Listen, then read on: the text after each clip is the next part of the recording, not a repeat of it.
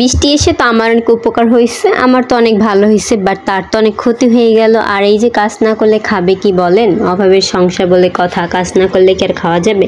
Hello everyone, আসসালামু আলাইকুম, welcome to my new video. তো কেমন আছেন আপনারা? আলহামদুলিল্লাহ আমি ভালো আছি। তো খুব সকালে ঘুম থেকে উঠেছি, এখন প্রায় 6টা বাজে। আর এখন আমাকে উঠতে হয়েছে কারণ আমাকে এখন রান্না করতে হবে। উনি যেহেতু সকাল 9টার মধ্যে বেরিয়ে যায়, উনি যেহেতু জব করে, এই জন্য আমাকে সকালে উঠে রান্না করতে। আর আফিকে নিয়ে তো আর একা হাতে আমার পক্ষে একদমই সম্ভব না দুপুরবেলা রান্না করা।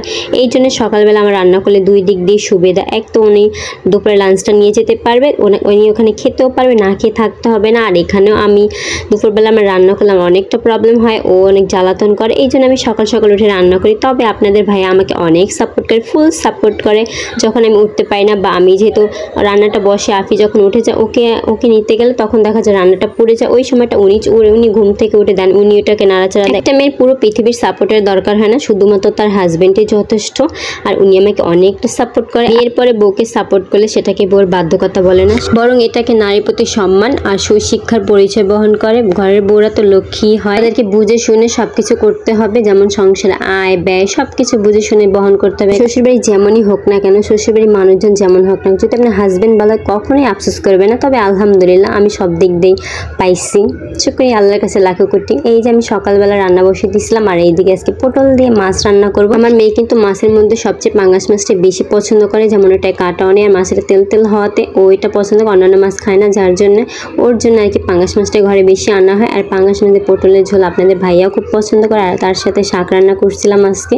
তো আমার সকালে প্রত্যেকটা দিনে আমার এইভাবে সকালে রান্না করতে হয়, তো ওটা আমার কাছে খারাপ লাগে না। আরও সকালে রান্না করতে আমার ভালো লাগে, আমি বিয়ের আগেও রান্না করতাম, তবে এটা শখের বসে রান্না করতাম, বাট এখন তো আমার এটা রোজকার রুটিন হয়ে গেছে। আর তখন দেখা যায় নুন হতো না, দেন ঝাল বেশি হয়ে যেত, এটা হলে ওটা হতো না, ওটা হলে এটা হতো না, দেন আস্তে আস্তে এখন করতে করতে পারফেক্ট হয়ে গেছে। আসলে কেউ পুরোপুরি পারফেক্ট না, করতে করতে একটা জিনিসের প্রতি দক্ষতা অর্জন করে আগে থেকে সব কিছু শিখে গেছি, সব কিছু এখন পারি মোটামুটি। আর তার সাথে আমার এই ছোট্ট সংসার প্রায় 3 বছরের কাছাকাছি, 3 বছর প্রায় হয়ে আসতেছে। আমাদের এই ছোট্ট অভাবের সংসারে সব কিছু আমাকে বুঝে শুনে করতে হয়। উনি তো শুধু বাজারে এনে দেয়, দেন বাকিটা সব কিছু আমাকেই সামলাইতে হয়, আমাকেই দেখতে হয় যেন কখন কোনটা রানবো, কোনটা রেখে কোনটা রান্না করব। দেন ফ্রিজের ভিতরে পটল ছিল, ভাবলাম যে আজকে একটু পটলটা বেশি করে রান্না করি, রাত্রেবেলা হয়ে যাবে, রাত্রেবেলা আর এক্সট্রা করে কোনো কিছু রান্না করতে হবে, সব খাওয়া যায়, সব খেলে তো আর হবে না। পরের দিন আমাকে চলবো কীভাবে, আমাকে চলতে হবে কীভাবে, আমি কী রান্না করব সেটা তো একমাত্র আমাকেই ভাবতে হবে। উনি তো শুধু বাজারে এনে দিই, ওই পর্যন্ত শেষ, বাট বাকি কাজগুলো তো আমাকেই সেরে ফেলতে হবে।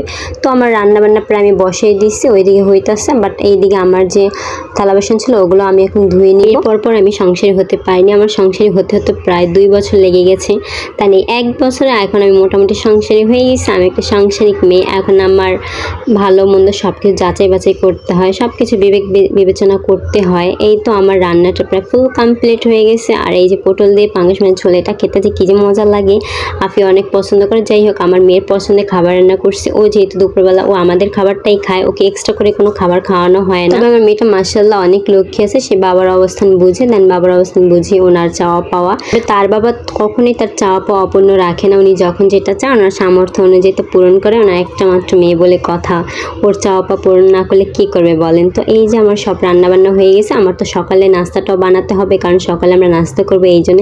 আর আজকে আমি ভাজিটাও করিনি, আজকে শুধু চা বসিয়ে দিচ্ছি, আর ভাজি রান্না করিনি, আজকে চা দিয়ে নাস্তাটা সেরে ফেলবো। আর আমাকে প্রতিদিনই চা রান্না করতে হয়, কারণ আপনি চা দিয়ে পরোটা খেতে পছন্দ করে, ও ভাজি ভুজি অন্য কিছু খেতে পারে না, যেহেতু চাল খেতে পারে না, আর এই জন্য তো অনেক কিছু খাওয়া যায় না, এই জন্য ওর জন্য চা রান্না করে দিই, ও চা খায়। একই সাথে নাস্তাটা কমপ্লিট করে দিলাম। আর আজকে যেহেতু বৃষ্টি নামছিল সকাল দিকে, এই জন্য যেত না, লেট হয়ে গেছে, প্রায় 10টা বেজে গেছে। মা আর মেয়ে দুজনে মিলে ওনাকে বাই বাই বলছিলাম, আর ওনাকে বিদায় জানাচ্ছিলাম। তো আজকের মতো ভিডিওটা এই পর্যন্তই, দেখা হবে নেক্সট ভিডিওতে। আল্লাহ হাফেজ।